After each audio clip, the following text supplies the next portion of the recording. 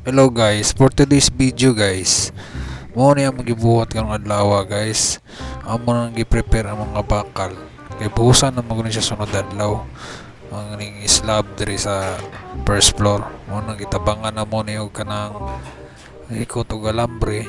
Kay daghan mo gini magamit alambre diri gud og bakal. Kailangan niya siya tabangan ikot. Kay para mabuhusan na dinhi siya. Kailangan na maguni siya buhusan kay para dili na mag tulo og tubig sa ubos kung magulan.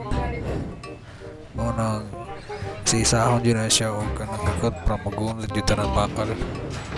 May gani guys, kay gwapo kayong panahon ron, gwapo kayong langit ito, tinaw kayo, unta di magulan taod-taod. Kailangan ba yung panahon ron, mainit ka ron, taod-taod muulan, tinaw kayo, unta di muulan siya guys. Huwag ka na, mo na akong gibuhat guys, mo na pinakalisod sa trabaho na magputol galambre galog. Kay na short na mi sa bakal na mong gikuan guys, mo na naka-order na sa big bakal nga 12mm ug 10mm nga bakal. Grabe daghan na nagbakal na nahurutan yung balaya unang gibaba na sa among gipalitan. Totoo isaka na sa akong bata nako, mo na akong bata guys, kugihan kay na bira bata kana birahan ang bakal kay para ato na nang i-prepare karong adlaw. Iwas na basta magpatukod og balay karon guys. Init. Oh, kay masulti nimo, init daw kayo. Mo nang dalan rin sa mga guys, gwapo kay dalan no.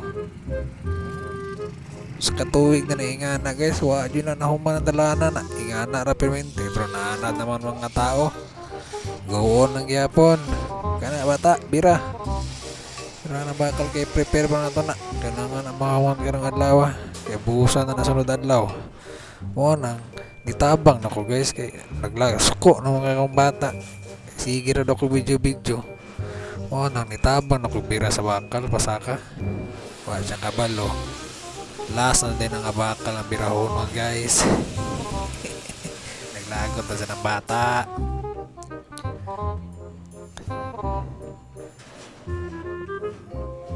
Na birahan ang bakal, pilapil man ka ng trabaho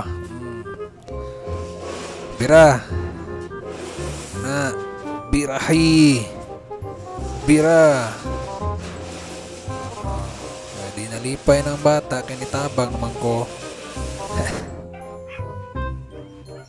O nang ting maniud to naman guys, mangaon sa mi kay libre man kaon. Nang gisabawan siya buto tag sabaw nga kamunggay guys nga isda, piritong isda di sulbad ng paniud to, balik na sang kusog. Dita kay back to work na sa ta guys, gipiluan na ni angkol ang mga bakal para maplasta na dito sa unahan nga wapay bakal guys.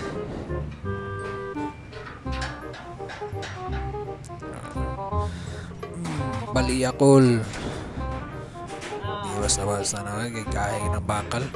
Reklamo na po na kong bata kainit na po daw kayo. Saan naman yung pataa ako pagkitag-iktananan ng kuandre alambre daghan pa kayo na may alambre na sa dihang guys, parang naglain mo dyan ang langit guys, parang mo ulan mo dyan yung karang adlaw guys. Magadagom dyan siya.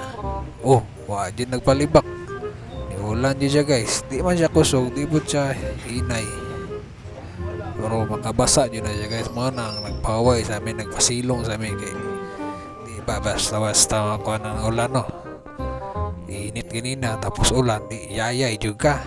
Mga na guys, nauman na dyan na nakaprepare na tanan guys para sa buhos sunod adlaw. Naka-ready na tanan guys, pati kilid na ibut nga na ng mga ali para di mawawas ang simento. Mo na siyang pormaha karon kana mga kahoy diya mo na tamakan kay para sa maghakot sa mga simento diya na mo agi.